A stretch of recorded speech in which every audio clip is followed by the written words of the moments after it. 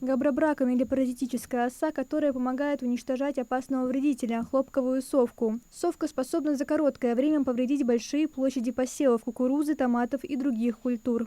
Один габрабракон в поле поражает до 50 гусениц в день.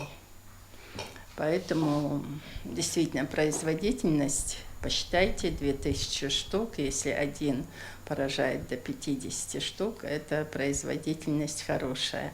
В отличие от химикатов, габрабракон не наносит вреда растениям, животным и человеку. Он просто делает свою работу и исчезает с поля, когда вредителей больше нет.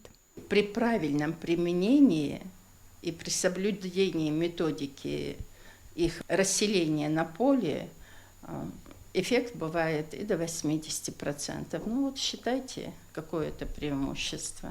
Вот так выглядит баночка с биоматериалом. Специалисты соблюдают все условия хранения. Температура помещения обязательно должна быть от 25 до 30 градусов. Вот в этих банках у нас находится непосредственно биоматериал для разведения энтомофага.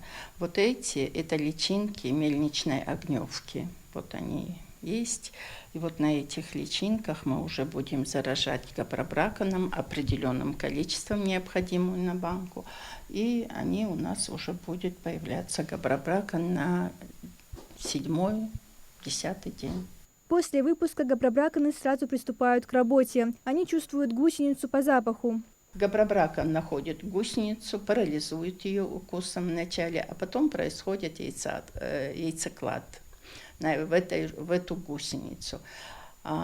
Личинки появляются на второй день. И вот эти личинки этого энтомофага питаются лимфой гусеницы, и на 7-й день уже появляется новое поколение энтомофага.